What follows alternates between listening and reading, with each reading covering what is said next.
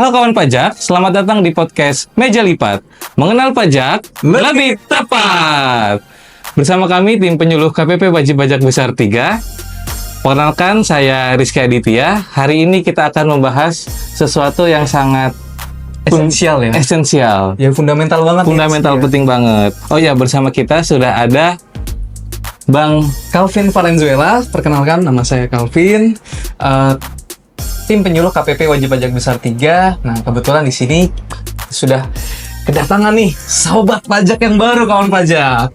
Nah, boleh perkenalkan dulu nih, namanya siapa, dari seksi apa? Oh ya, perkenalkan saya Rizky Aditya dari seksi penjaminan kualitas data. Mantap. Iya. Talent baru KPP Wajib Pajak Besar 3. Oke, lanjut Rizky. Oke Bang Kelvin, hari ini kita tadi mau bahas yang esensial.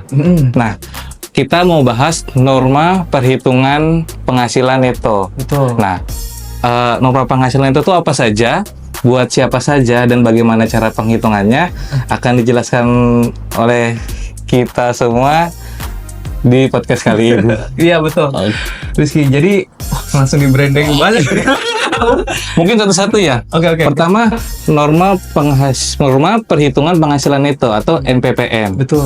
Nah, NPPN itu apa sih, Bang Kevin? Boleh dijelasin ke kawan pajak semuanya? Oke, jadi sebetulnya norma penghitungan penghasilan neto itu ya adalah formula khusus yang didesain oleh Direktorat Jenderal Pajak untuk memudahkan kawan pajak semua dalam melakukan penghitungan berapa besar penghasilan neto. Dimana kita tahu bahwa penghasilan neto ini nantinya akan dijadikan dasar. Di step selanjutnya akan menjadi penghasilan kena pajak yang digunakan untuk menentukan berapa besarnya PPh terutang. Nah, kata kuncinya di situ. Kenapa harus ada norma penghitungan penghasilan itu? Ya, jadi secara ideal nih Rizky, kita harus mundur sedikit ke belakang nih. Sebelum kita berbicara tentang norma penghitungan penghasilan itu, kita harus berbicara mengenai bagaimana cara penentuan pajak terutang dari subjek pajak. Misalkan wajib pajak memiliki penghasilan, bagaimana cara melakukan perhitungannya seperti itu. Nah, perhitungan tentang pajak terutang tadi, kalau kita tarik ke belakang, tentunya diperlukan data-data yang akurat lah, secara ideal ya, data yang akurat. Melalui proses yang namanya pembukuan.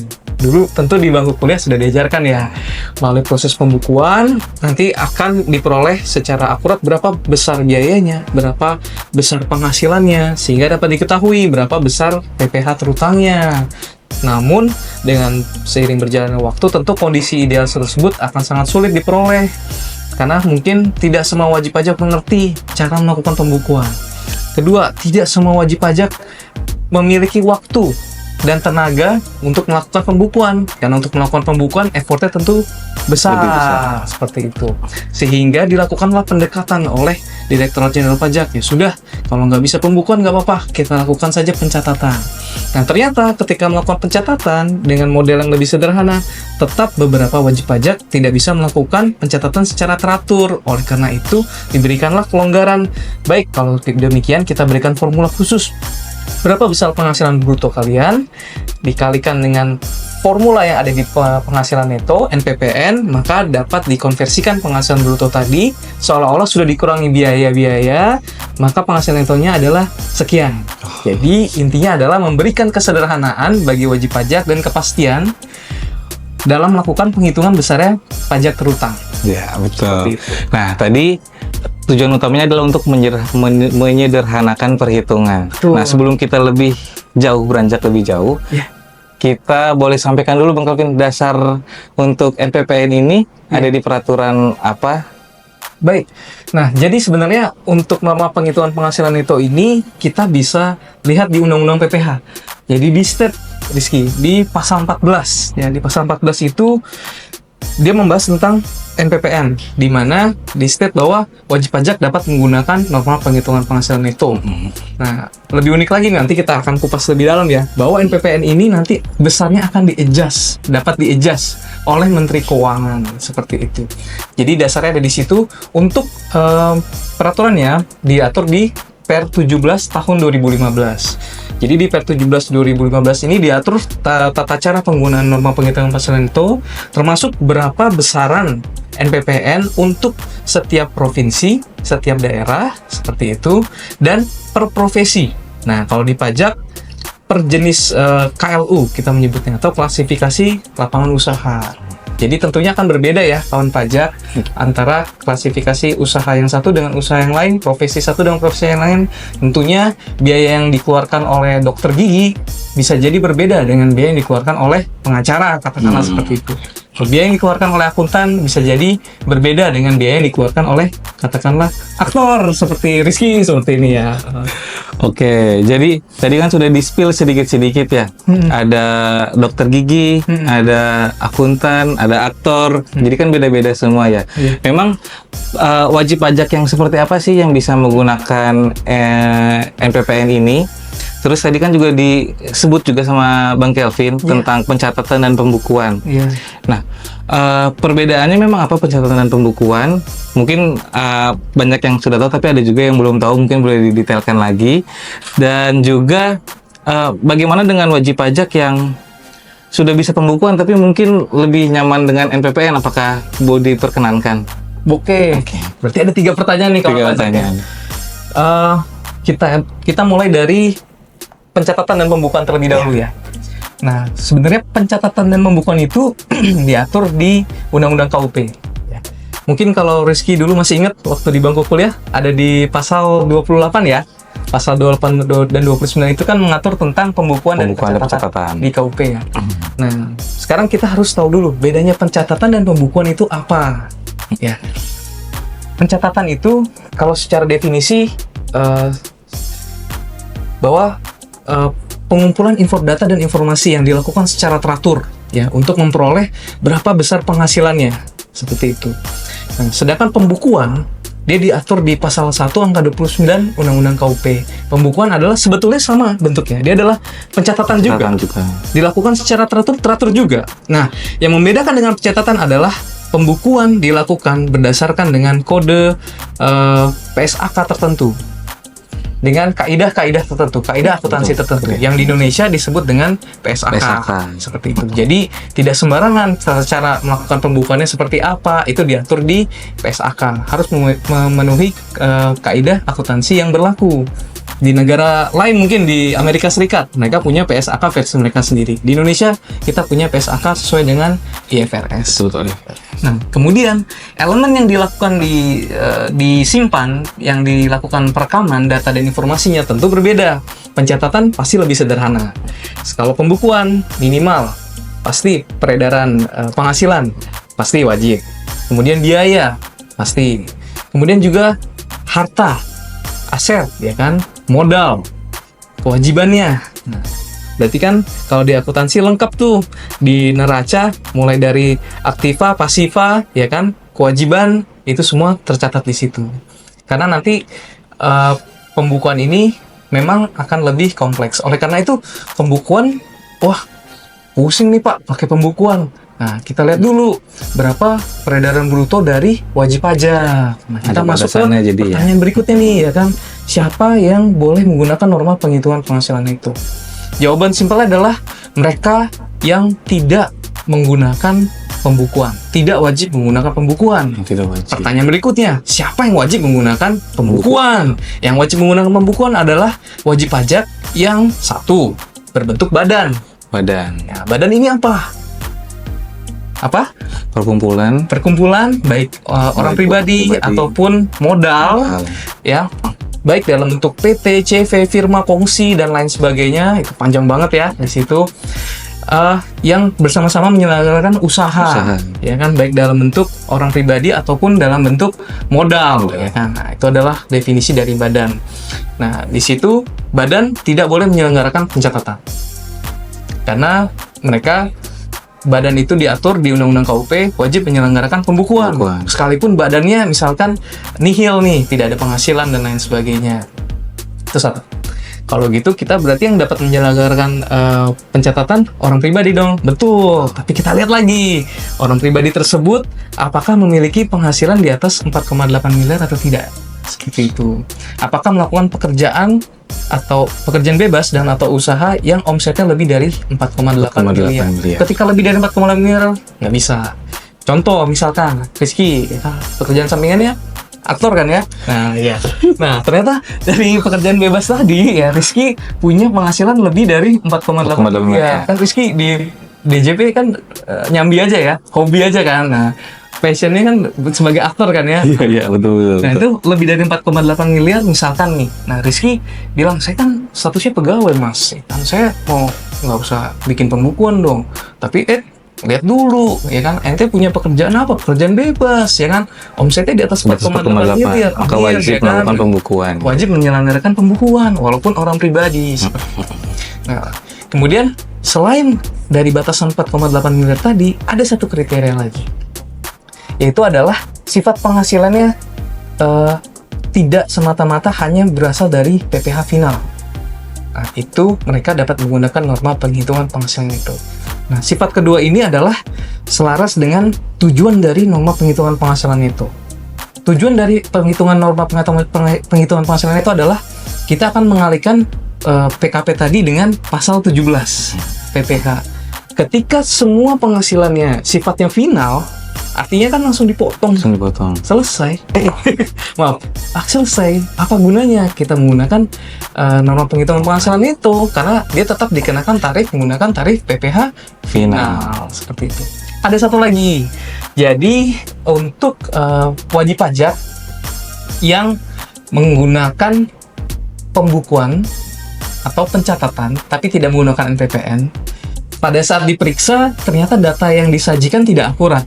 Nah, ini pemeriksa juga berhak ya? Berhak dia melakukan pendekatan dengan menggunakan norma penghitungan penghasilan itu. Jadi singkatnya seperti itu, Rizky. Oke. Ada pertanyaan yang ketinggalan nggak? Ini Bang, kita punya pertanyaan satu lagi. Oh, masih banyak sih, tapi ini terbesit di saya pertanyaan. Oke.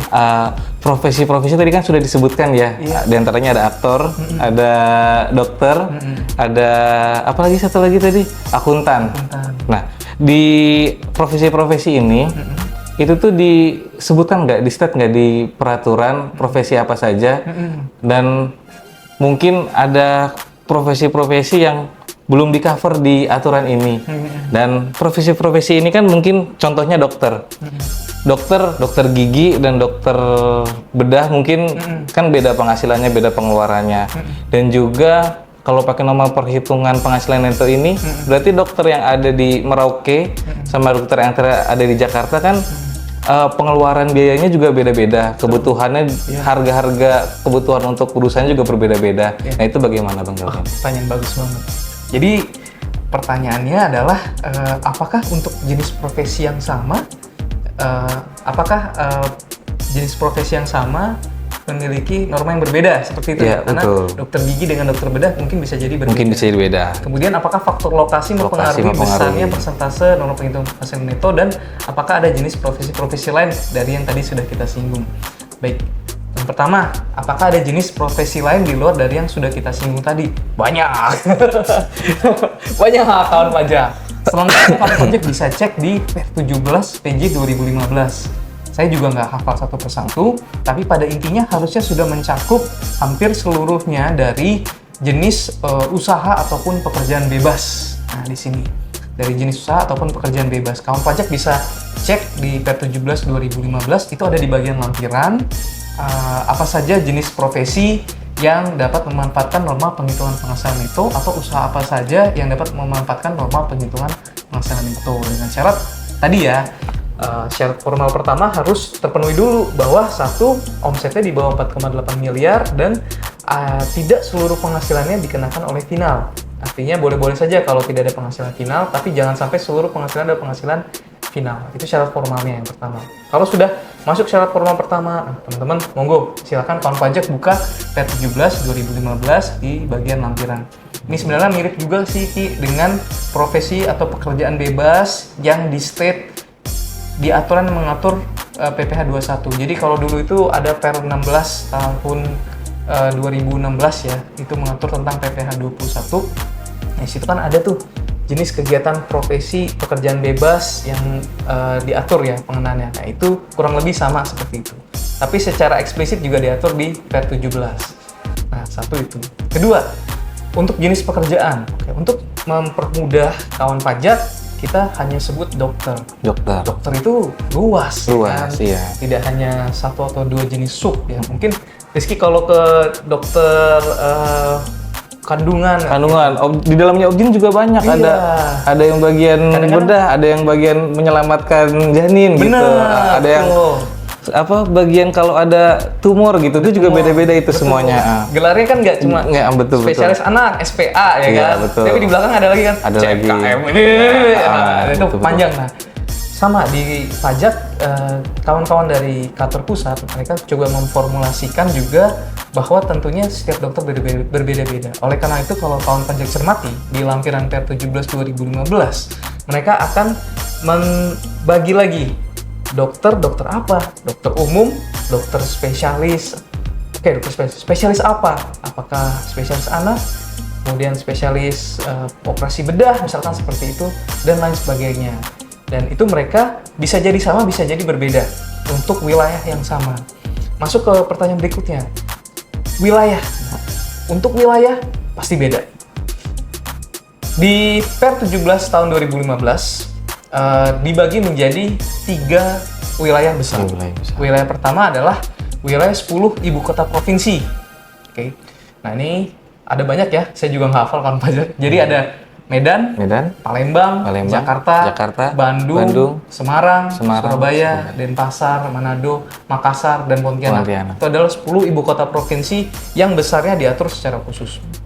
Kemudian ada juga ibu kota provinsi lainnya. Artinya adalah ibu kota provinsi di luar dari 10 ibu kota provinsi yang tadi sudah disebutkan.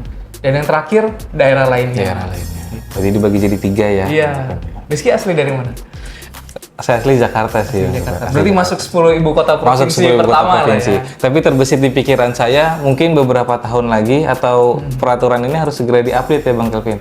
Karena nanti ada IKN. Mau kita masukin di sebelah mana? Betul. Belum lagi ada profesi baru yang mungkin sangat-sangat booming sekarang. Betul. Konten kreator. Konten kreator. Iya, income-nya bisa lebih besar dibandingin profesi-profesi yang ada di peraturan ini loh Bang Kelvin. Wah, boleh nih kita jajakin ya. Ya, betul banget Rizky. Jadi ini sebenarnya juga kalau boleh kita telah ya, PR 17 ini tahunnya juga sudah cukup lama, 2015. 10 tahun yang lalu. Nah, itu diatur di Undang-Undang PPH tadi pasal 14 bahwa NPPN ini dapat disesuaikan oleh Menteri Keuangan. Sama seperti penghasilan tidak kena pajak. Nilainya dulu tentunya lebih kecil daripada nilai yang sekarang. Nah, baik NPPN ataupun PTKP ini sudah lama tidak dilakukan revisi. NPPN ini terakhir 2015, PTKP 2016 kalau tidak salah. Nah, oleh karena itu bisa jadi ke depannya Kementerian Keuangan melalui Direktorat Jenderal Pajak akan merilis NPPN baru ya tadi ya untuk memasukkan dinamika ekonomi yang terjadi di Indonesia, profesi-profesi baru yang sebelumnya belum booming, mungkin 2015 baru segelintir orang yang menjadi content creator, tapi mungkin 2025 10 tahun kemudian content creator sudah banyak sekali. 2015 mungkin Instagram baru lahir ya, baru posting-postingan, belum bisa ada dimonetisasi dan lain sebagainya. YouTube yang bermain YouTube ataupun lain sebagainya itu juga masih sedikit dari Indonesia. Kalau sekarang sudah banyak banget ya. Nah, mungkin perlu rilis lagi ya, regulasi lebih lanjut. Nanti kita nantikan saja Rizky untuk rilis terkait update dari PR 17 ini. Oke, pertanyaan selanjutnya Bang Kelvin. Di norma perhitungan penghasilan neto ini ada syarat dan ketentuannya nggak kalau kita mau menggunakan norma perhitungan penghasilan neto ini? Misalkan kita harus melakukan pemberitahuan ke kantor pajak atau syarat-syarat lainnya mungkin? Oh iya, betul. Jadi untuk melakukan pemberitahuan, jadi untuk norma penghitungan penghasilan neto ini kita sebutnya pemberitahuan. Bukan permohonan. Bukan permohonan izin gitu ya? Iya, kalau permohonan artinya kan wajib pajak mengajukan permohonan, kemudian bisa disetujui ataupun tidak oleh otoritas. Kalau mengajukan pemberitahuan, artinya hanya memberitahukan saja. Sepanjang memenuhi syarat formal dan material, bisa diaplikasikan. Ini pemberitahuan. Bisa, sepanjang dilakukan sebelum dalam jangka waktu paling lambat 3 bulan pertama tahun pajak yang bersangkutan. 3 bulan pertama. 3 masa pertama. 3 masa Pajak pertama. Jadi kalau misalkan orang pribadi tahunnya dimulai dari bulan Januari sampai Desember, berarti Januari, Februari, Maret. Kalau badan nggak bisa. Jadi orang pribadi Januari, Februari sampai dengan Maret. Nah itu paling lambat bulan Maret bisa diajukan. Diajukannya lewat apa? Kalau dulu pengajuannya itu manual, jadi bisa disampaikan lewat surat ke KPP, bisa berbarengan dengan penyampaian SPT tahunan. Misalkan penyampaian SPT tahunan tahun pajak 2024, nah ini pemberitahuan penggunaan NPPN-nya untuk masa 2025, berarti dari Januari sampai Desember, itu bisa. Tapi sekarang kita sudah punya aplikasi yang lebih sophisticated, yaitu adalah Cortex.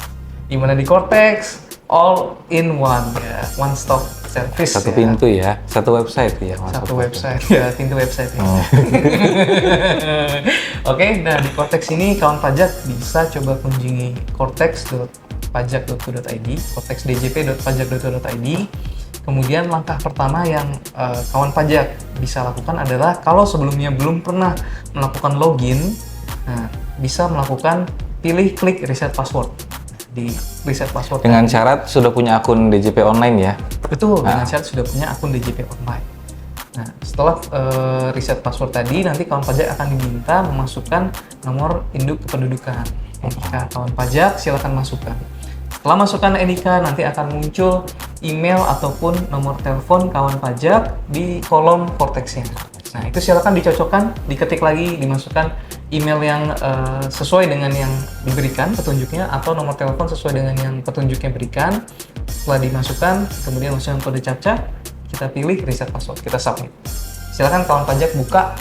Kalau lewat handphone berarti nanti lewat SMS ya, pastikan ada pulsanya. Kalau lewat email nanti akan masuk ke inbox kawan pajak, nanti silakan diklik link reset password. Nah, setelah diklik link reset password tadi, silakan kawan pajak membuat password baru. Ya, jadi passwordnya akan berbeda dengan password yang kawan pajak gunakan di djponline.pajak.go.id. Nah, buat minimal 8 karakter, boleh huruf, boleh angka, boleh, dan ada spesial karakter. Nah, spesial karakter yang kita sarankan adalah menggunakan tanda seru ataupun akeong.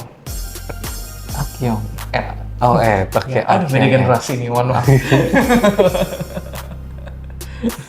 Gen Z. Ya, kawan pajak pakai ya. Pakai add. Nanti kawan pajak diminta untuk bikin passphrase. Passphrase ini untuk apa? Untuk sertifikat elektronik kawan pajak, kode otorisasi yang digunakan kalau kawan pajak mau melakukan tanda tangan digital di Cortex. Setelah itu kita bisa masuk login. Setelah login, kawan pajak bisa daftar untuk kode sertifikat elektronik terlebih dahulu atau otorisasi. Bisa kunjungi portal, kemudian bisa pilih permintaan sertifikat elektronik _ kode otorisasi DJP. Diklik. Nah, kemudian kawan pajak silakan isi formnya lagi, ya kan? Kalau sudah, pilih submit. Setelah kawan pajak menerima bukti setelah melakukan permintaan kode otorisasi DJP, nah kawan pajak udah bisa tanda tangan.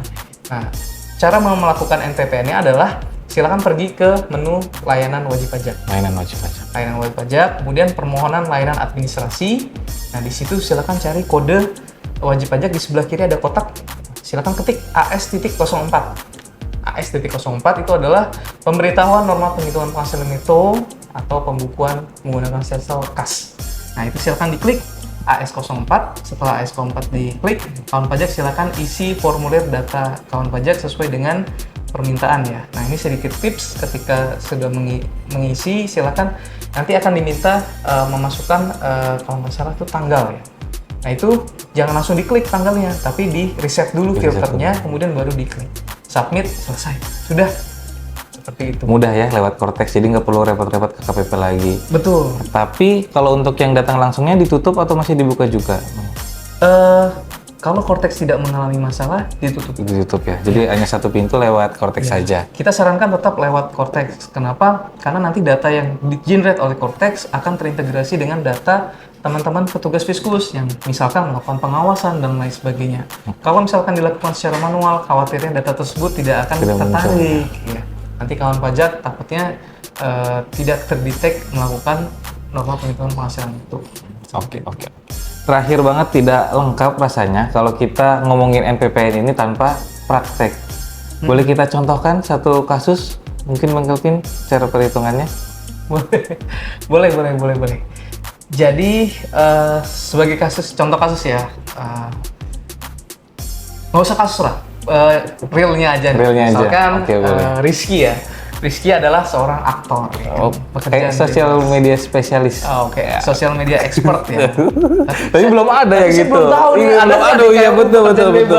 Kayak gitu, Belum kita cek. pengandaian aja deh. Iya, Misalkan aktor ya. Rizky adalah aktor terkenal ya. Nah, Rizky memiliki penghasilan dalam 1 tahun itu katakanlah dalam 1 tahun berapa? 800 juta katakanlah seperti itu. Ya, boleh. 800 juta dalam 1 tahun. 1 tahun. Artinya secara ketentuan masih di bawah 4,8 miliar. Masih di bawah 4,8 miliar. Rizky orang pribadi. Orang pribadi. Tentunya bukan badan, bukan PT Rizky ya, tapi Bukan. Rizky. Kemudian Rizky tinggal di daerah Jakarta Utara. Jakarta Utara. Lebih tepatnya, katakanlah misalnya di Sunter. Nah, gitu.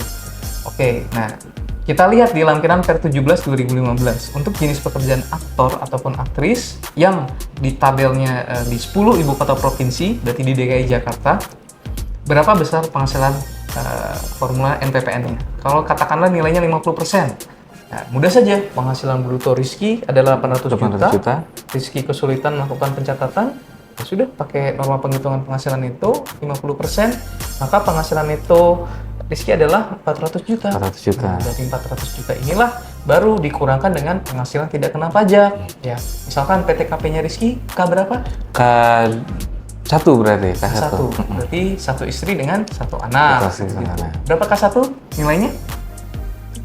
60. 3,5? Betul? Bukan? Hah? Iya betul. TK0 54 juta. 54. K0 58,5. 58,5. K1 63. 63. 63 juta ya. 63 juta. Setelah dikurangi PTKP 63 juta, berarti 400 juta dikurangi 63 juta. Berarti berapa? 337 ya? Iya, betul. 337 juta tadi, itulah yang dikalikan Dikalikan dengan pasal. tarif pasal 17 yang baru ya, yang 0 sampai 60 juta 5%, 60 sampai 250 juta 15% dan seterusnya. Seperti itu. Itu jauh lebih simpel dibandingkan Rizky setiap kali melakukan syuting dia harus mencatat satu persatu berapa penghasilan gitu. Tapi perlu dicatat juga nih, tadi ada yang ketinggalan. Kalau Rizky misalkan punya kredit pajak, misalkan dari studio Udah dipotong Indovision misalkan. ya, misalkan, atau dari mana itu sudah dipotong. Nah itu kredit pajaknya bisa dimasukkan sebagai pengurang. Sebagai pengurang pajaknya ya. Pajak. Kalau Rizky juga ada zakat atau sumbangan keagamaan lain yang diwajibkan, yang terakreditasi di Kementerian Keuangan, misalkan ke Basnas atau lembaga lain ya untuk agama lain tentunya. Nah itu silakan dimasukkan, itu bisa menjadi pengurang juga. Iya betul. Jadi kayak perhitungan pajak penghasilan orang pribadi lainnya. Cuman bedanya untuk mencari netonya ini dikali dengan norma tadi. Betul. Begitu. Dan untuk bawah-bawahnya sih sama semua seperti yang lainnya ya. Betul. Dan norma penghitungan penghasilan neto yang kita bahas di sini adalah norma penghitungan penghasilan neto sesuai dengan Per 17 2015. Kenapa? Karena di jenis pajak lain ada juga norma penghitungan penghasilan neto. Misalkan PK dulu ada PKP pedagang mobil bekas. Ya, Nah, betul. itu cara menghitung berapa besar pajak masukan yang dapat dikreditkannya itu menggunakan norma penghitungan penghasilan neto juga. Nah, ini yang dibahas di sini adalah cakupan untuk orang pribadi. Jadi Ruang lingkupnya hanya MPPN orang pribadi di pasal 17 tadi. Oke. Oke, mungkin sudah lengkap ya, sudah kupas tuntas NPPN orang pribadi pasal 17 bersama Bang Kelvin Valenzuela. Ya. Mungkin kawan pajak jika ada pertanyaan atau ada komentar atau ada mau kritik atau memberikan saran bisa disampaikan saja di kolom komentar di bawah ya. Nanti akan kita cek dan akan kita balas. Oke, mungkin dari Bang Kelvin ada kata-kata sebagai penutup? Ya, baik kan pajak. Sekali lagi, khususnya nih kita himbau bagi wajib pajak badan jangan lupa untuk melakukan pelaporan SPT PPh badan ya, karena paling lambat tanggal 30 April. Sudah sebentar lagi SPT PPh badan wajib dilaporkan, jangan sampai terlambat nanti kena sanksi, bisa jadi sanksi kurang bayar ataupun sanksi terlambat Terlambatan pelaporan. Dan bagi kawan pajak semua, jangan bosan-bosan untuk terus belajar mengenai pajak. Jangan lupa untuk selalu stay tune di YouTube podcast Meja Lipat Mengenal Pajak Lebih Tepat. Akhir kata, kita akhiri dengan sedikit pantun, boleh ya Rizky ya? Ya boleh, silakan dulu. Ustadz Dadang, Ustadz asli Pelabuhan Ratu. Cakep. Terima kasih. Wassalamualaikum Warahmatullahi wabarakatuh. Sampai jumpa.